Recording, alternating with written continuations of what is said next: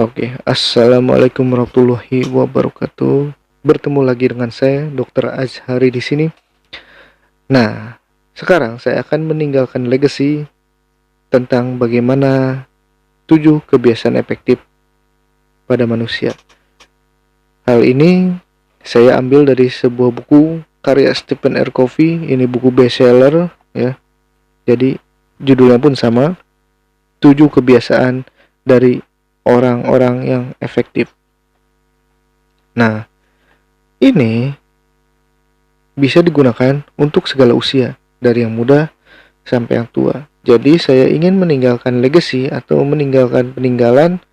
Nanti anak-anak saya harapkan ya ibaratnya nggak usah capek-capek untuk baca bukunya, udah diterangin sama bapaknya gitu.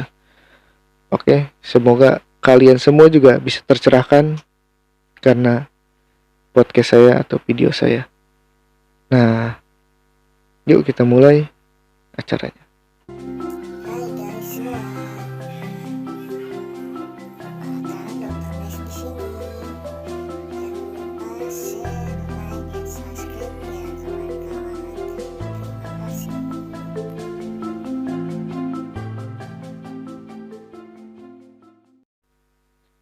Oke, biar fokus, kita akan bahas satu bab saja ya.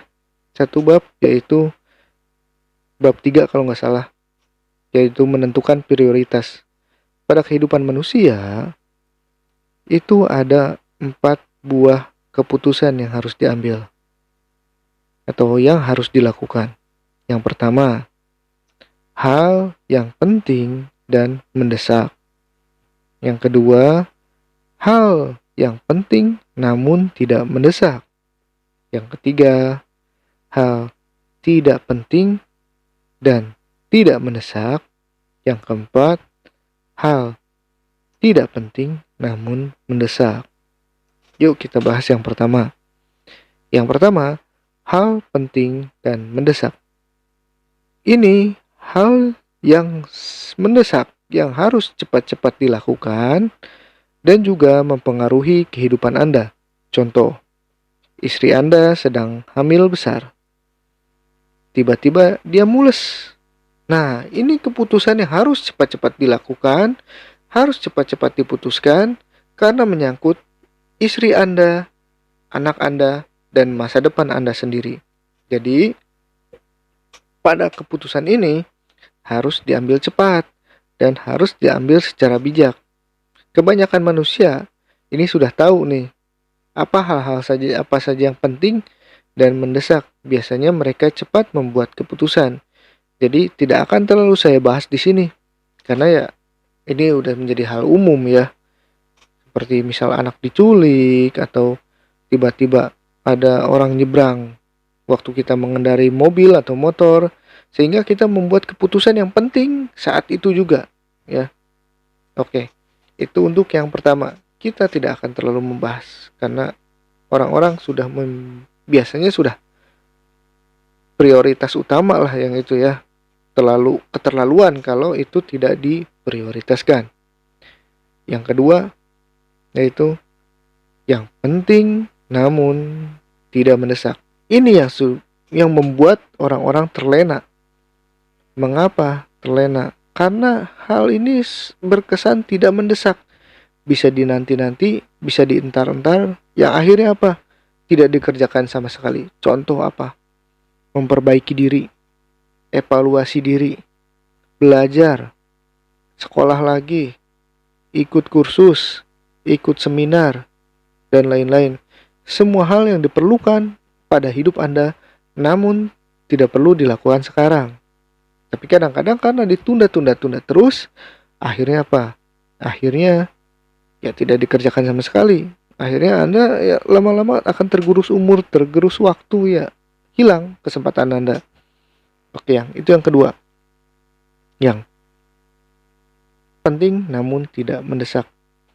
Yang ketiga, tidak penting dan tidak mendesak. Ini ya balik lagi kayak yang pertama. Kalian tahu ini tidak penting dan tidak mendesak, biasanya nggak akan kerjain ya. Mau ngapain gitu ya. Oke, tapi kadang-kadang karena merasa tidak enak hati, karena merasa orangnya tidak enakan, kadang-kadang kita juga melakukan hal ini yang tidak penting dan tidak mendesak. Contoh apa? Contoh jalan-jalan di malam minggu. Ya, misal diajak oleh teman. Kita tahu hari Minggu atau hari Senin ini kita harus mengumpulkan tugas kepada atasan. Dan kita belum sama sekali mengerjakannya.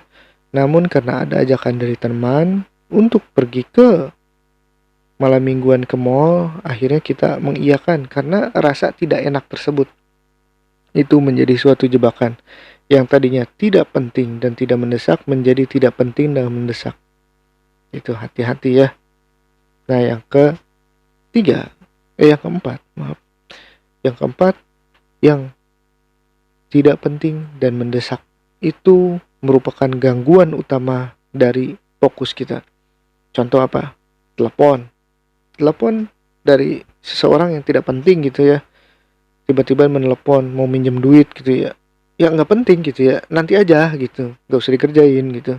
Atau notifikasi WA, notifikasi Facebook, notifikasi Instagram yang tidak penting misalnya. Nah, itu suatu distraction atau gangguan untuk fokus kita. Nah, untuk mengatur itu semua, sebenarnya ada dua sistem yang dilakukan menurut 7 Habits of Highly Effective People ya. Kita persingkat saja. Yang pertama, gunakan kata tidak. Yang kedua, manajemen manusia atau pendelegasian. Yang pertama, gunakan kata tidak. Ingat, bahu kita hanya sebesar ini. Jangan dibebankan dengan beban-beban yang tidak penting. Contoh, ya tadi seperti contoh yang tadi ya, jalan-jalan di malam minggu misal. Kita harusnya mengerjakan sesuatu hal yang lain malah dipakai untuk jalan-jalan. Nah, maka yang terjadi adalah pekerjaan kita tidak terjalankan. Akhirnya ya rusak semua acara atau rusak semua agenda yang sudah disusun seminggu kemarin ya. Gara-gara yaitu tidak bisa mengatakan tidak karena rasa tidak enak lah. Itu teman saya lah dan lain-lain. Akhirnya ya menjadi jebakan sendiri ya. Itu yang pertama. Yang kedua, sistem pendelegasian. Ingat, tangan kita hanya dua. Memang, secara potensi kita bisa melakukan apa saja. Tapi yang jadi masalah kita terbatas oleh fisik dan juga terbatas oleh waktu. Alangkah baiknya kita mendelegasikan sesuatu yang bisa didelegasikan kepada orang lain, walaupun harus membayar agak sedikit lebih, tapi kita memiliki waktu untuk melakukan hal yang lain yang lebih penting untuk masa depan kita.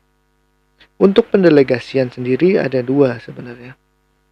Langsung dan otomatis. Yang langsung atau manual dan otomatis. Pendelegasian langsung atau manual tadi, contoh kita menyuruh ke karyawan kita, tolong belikan makanan saya, tolong belikan minuman, tolong antarkan saya ke sini, tolong antarkan berkas ini ke sini. Itu menyuruh secara langsung. Biasanya apa yang dilakukan akan bercampur dengan ketidakikhlasan. Makanya hasil pekerjaannya biasanya agak buruk atau agak jelek, tergantung dari orang yang mengerjakannya.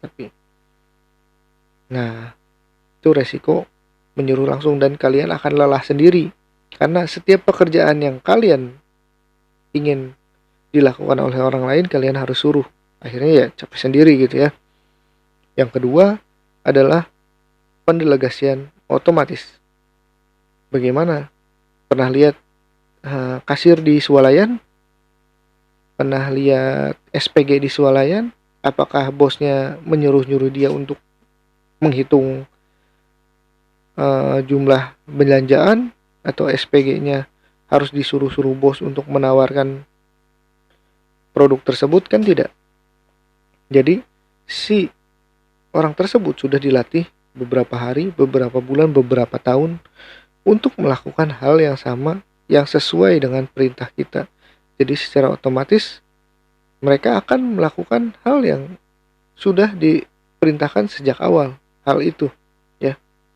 Jadi ibaratnya kita tidak perlu untuk capek-capek menyuruh dia lagi. Jadi sudah otomatis dilakukan. Itu untuk pendelegasian. Nah, untuk skala prioritasnya sendiri, bagaimana kita menentukan prioritasnya? Ada baiknya kita menentukan dengan weekly planning atau rencana mingguan. Jadi untuk minggu besok kita harus melakukan apa di jadwal di list. Apa yang paling penting untuk minggu besok, yang harus dilakukan untuk minggu besok, yang harus dikerjakan untuk minggu besok, itu harus ditulis ya, agar tidak terdistraction oleh ya tadi gangguan-gangguan tidak enak lah diajak teman dan lain-lain ya. Nah, yang kedua setelah weekly bisa daily. Jadi misal besok kita mau berangkat pagi-pagi, ya kita sudah siapkan apa saja list yang sudah di persiapan yang harus dipersiapkan, apa saja barang yang harus dibawa malam sebelum kita besok untuk mengerjakan hal tersebut. Jadi fokus kita tidak akan terbagi-bagi akan hal-hal yang lain yang bisa mengganggu distraction kita. Contoh, saya mengerjakan video ini itu pukul kurang lebih jam 11 malam. Kenapa? Karena semenjak tadi sore sampai malam itu banyak distraction atau gangguan-gangguan. Akhirnya saya gagal untuk membuat video di sore hari. Ya tidak apa-apalah, yang penting malam ini saya selesai videonya sehingga ya ibaratnya untuk tugas hari ini saya selesai. Oke, sekian saja video dari saya. Maaf apabila ada kekurangan, kesalahan murni dari saya sendiri, kebenaran dari Allah Subhanahu wa taala.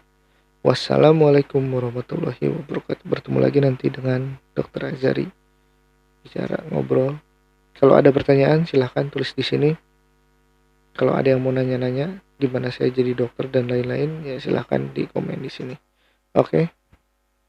Sampai jumpa.